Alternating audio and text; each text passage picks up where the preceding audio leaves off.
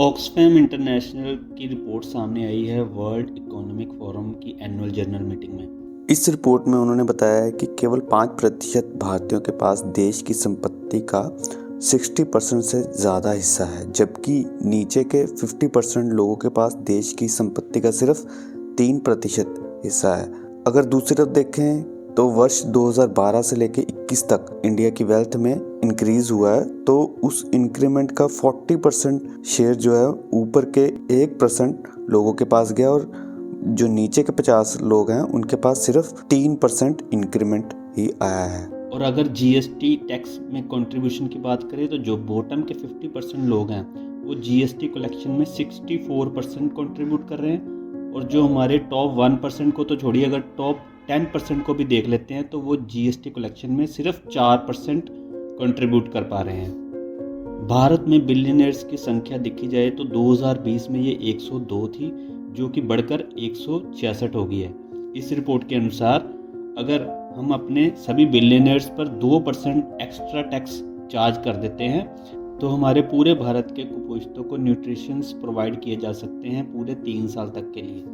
और इसी रिपोर्ट के अनुसार अगर हम 1% वेल्थ टैक्स लगा देते हैं अपने रिचेस्ट पीपल्स पर, जो हमारे बिलियनर्स हैं, तो उनसे इतनी इनकम जनरेट हो जाएगी, उनसे इतना टैक्स जनरेट हो जाएगा। अगर उस टैक्स को हम नेशनल हेल्थ मिशन फंड में डाल देते हैं तो 1.5 साल तक जो है हम फ्री इलाज कर सकते हैं पूरे भारत के नागरिकों का।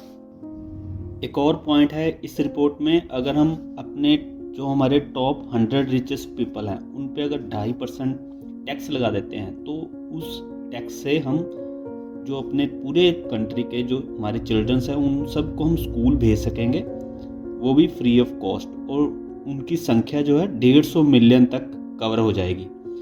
और अगर हम टॉप 10% पर ही सिर्फ ये टैक्स लगाते हैं तो अगर टॉप 10% पे हम सिर्फ 5% टैक्स लगाते हैं तब भी हम अपने 150 मिलियन बच्चों को स्कूल भेज सकते हैं उन्हीं टैक्सेस से। इसी के साथ इस रिपोर्ट में ये भी मेंशन है कि जो हमारे टॉप 100 रिचेस्ट पीपल हैं इंडिया के, उनकी जो कंबाइंड वेल्थ है वो है $660 बिलियन। अगर उनको रुपीस में कन्वर्ट करें तो अप्रोक्सीमेट बनता है 54 लाख करोड़ रुपीस।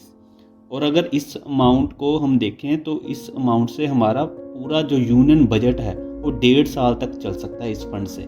इसी रिपोर्ट में ये भी मेंशन है कि जो भारत में मैन और वुमेन की जो इनकम है काफ़ी उसमें अंतर है। अगर एक आदमी को अपनी जो सैलरी अगर मान लीजिए अगर उसको 1 रुपया मिलती है महीने की, तो उसके विपरीत वुमेन को जो है सिर्फ 63 पैसे ही सैलरी मिल रही है पुरुषों के मुकाबले। ऑक्सफैम इंडिया ने अपनी रिपोर्ट में कहा है कि जहां देश भुखमरी, महंगाई, फिर मेडिकल की समस्याओं से जूझ रहा है, वहीं भारत के अरबपतियों की वेल्थ में बहुत ही वृद्धि हुई है। भारत में भुखमरी झेलने वाले लोगों की संख्या जो 2018 में 19 करोड़ थी, वो 2022 में बढ़ के 35 करोड़ हो गई है। टॉप 10 रिचेस्ट पीपल की जो टोटल वेल्थ है वो 27 लाख करोड़ रुपए है, और पिछले 9 सालों में इसमें 33% इंक्रीमेंट हुआ है। और ये टोटल जो वेल्थ है ये इक्वल है हमारे 30 साल मेडिकल बजट के, या फिर ये इक्वल है हमारे 26 साल के एजुकेशन बजट के लिए, या फिर 38 साल के मनरेगा बजट के इक्वल है ये वेल्थ।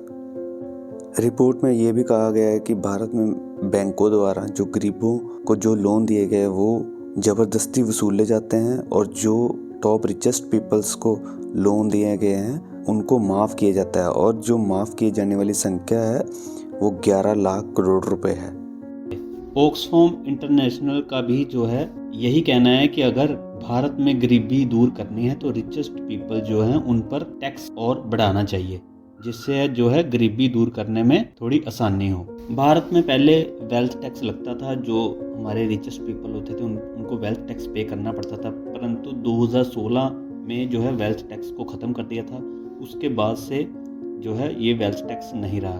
अब गवर्नमेंट को ये रिपोर्ट को भी मद्देनज़र रखना है, और आगे यूनियन बजट भी हमारा आ रहा है तो उस बजट में उनको विचार करना चाहिए कि हमें वेल्थ टैक्स दोबारा से लेकर आना चाहिए कि नहीं, क्योंकि ये रिपोर्ट में भी काफ़ी सारे तथ्य हैं जो कि हैरान या आश्चर्यजनक करने वाले हैं। इस वीडियो में इतना ही, बने रहिए हमारे साथ। नेक्स्ट वीडियो के लिए धन्यवाद।